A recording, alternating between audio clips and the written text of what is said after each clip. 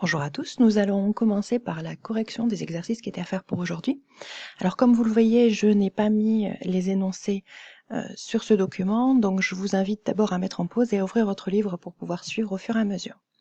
Alors en ce qui concerne les deux premiers exercices, le 1 et le 2, page 292, on nous donnait un certain nombre d'informations et on nous demandait à partir de ces informations de calculer une ou plusieurs probabilités. Dans le 1, on nous demandait de calculer P de A inter B, donc j'ai utilisé cette formule-là, puisque les probabilités qui étaient données, c'était P de A et P de B sachant A. Dans l'exercice 2, premier calcul P de A inter B, donc j'ai écrit cette formule pour pouvoir exprimer P de A inter B en fonction de P de A union B, P de A et P de B, les probabilités qui étaient données. On trouvait donc 0,1 à la fin. Ensuite, P de A sachant B, j'ai utilisé la définition des probabilités conditionnelles pour faire le calcul. Et j'ai calculé de la même façon P2, B sachant A. Alors, on passe à l'exercice 5. Dans l'exercice 5, donc il est corrigé à la fin du livre. J'ai retrouvé bien sûr les mêmes résultats, il n'y avait pas d'erreur. Je vais donner juste quelques explications complémentaires. Donc on a une boîte de bonbons qui contient 30 caramels et 20 nougats. Et on choisit 2 bonbons au hasard, successivement et sans remise. Alors le mot au hasard est important, c'est ce qui fait qu'on a en fait une équiprobabilité sur la totalité des bonbons, donc 50 dans le premier tirage. Et attention, puisqu'on nous dit que c'est un tirage sans remise, successivement et sans remise, ça veut dire qu'au deuxième tirage, il n'y a plus que 49 bonbons dans la boîte. Donc première question, si le bonbon choisi est un nougat, il nous reste 30 caramels et 19 nougats, donc 30 caramels sur un total de 49 bonbons. La probabilité demandée, c'est 30 sur 49. Et dans la deuxième question, la probabilité que le deuxième bonbon soit un nougat, sachant que le premier était un nougat. Si on tire dans un premier temps un nougat, il en reste 19 sur un total de 49 bonbons, donc la probabilité demandée, 19 sur 49. L'exercice 6 qui portait sur les gauchers. Donc on nous donnait les résultats d'une enquête sur la population, on nous demande les résultats arrondis au centième, donc 2 chiffres après la virgule. La probabilité que l'élève soit gaucher, donc moi avant de démarrer, j'ai mis en place un certain nombre de choses. Premièrement, l'univers, c'est l'ensemble de tous les élèves, et sur cet univers, on applique l'équiprobabilité puisqu'on choisit un élève au hasard parmi tous les élèves. J'ai appelé G l'événement l'élève est gaucher, F, c'est une fille. Ça me permettait d'écrire à peu près correctement chacune des probabilités qu'on nous demandait de calculer ici. Donc l'élève est un gaucher, c'est juste une lecture des données du texte.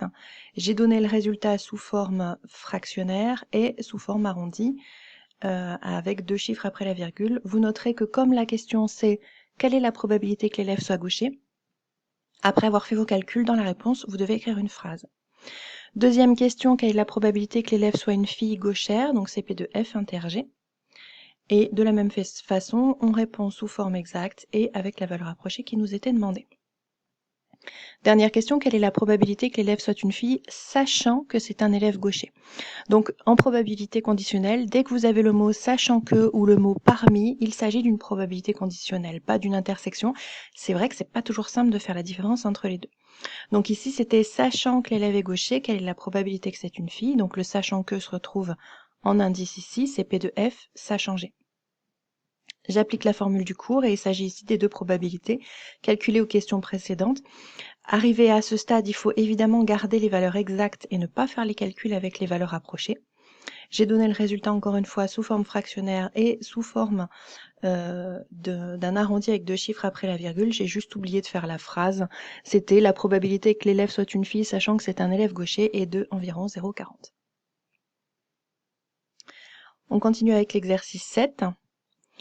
Donc il était corrigé aussi à la fin du livre. Cette fois-ci, c'était un exercice dans lequel on vous donnait un tableau à double entrée et on vous demandait de faire des calculs. Donc P de C bar inter A bar, j'ai trouvé le nombre 50 à l'intersection de la ligne C bar et de la ligne A bar et de la colonne C bar sur le total de 100. Et deuxième question, sachant que ce n'est pas un cadre, donc le C bar est ici en indice, calculer la probabilité qu'il parle anglais. Donc là, j'ai cherché directement la colonne C bar du tableau, dont le total est 70. Et dans cette colonne, ceux qui parlent anglais, il y en a 20. Donc ça fait 2/7. Dernier exercice, le 10. Alors celui-là était beaucoup plus difficile que les autres. Moi, la méthode que j'ai choisi de faire, c'est de supposer par exemple que le magasin a eu 100 clients et de construire de la même façon qu'à l'exercice précédent un tableau à double entrée, en supposant qu'il y avait un total de 100 clients. Donc première information qu'on nous donnait, 60% des clients achètent des baskets. Donc j'ai 60 ici dans ma ligne B. Du coup j'en ai 40 dans la ligne B bar. Parmi eux, 40% achètent des articles soldés. Donc c'est la valeur qui est ici, j'ai mis une étoile, je calcule 40% de 60%, 40 sur 100 fois 60, ça fait 24. Donc j'ai 24 ici et par différence, j'ai 36 ici. Ensuite, on nous dit qu'une personne sur 4 qui n'achète pas de basket profite des soldes. Donc c'est le 10 qui est ici. J'ai un quart des 40 personnes qui n'achètent pas de basket, ça fait 10 personnes qui profitent des soldes. Et par différence, j'ai le 30 et le 34 et le 66 par somme, colonne par colonne. Première question, calculer P de S bar sachant B. Donc je me mets dans la ligne de B, total 60, S bar j'en ai 36, donc 36 sur 60. Ou alors, autre méthode, en utilisant non pas ce tableau mais directement l'énoncé, je sais par formule que P de S bar sachant B, c'est 1 moins P de S sachant B. Donc 1 moins les 40% qui étaient annoncés, 60%, 0,6. Et la phrase pour répondre. Question B, P de B inter S bar. Donc si je regarde à l'intersection de la ligne B et S bar, j'ai 36, 36 sur 100, 0,36. J'ai répondu à chaque fois en termes de pourcentage, sauf à la question C, on pouvait répondre en termes de probabilité.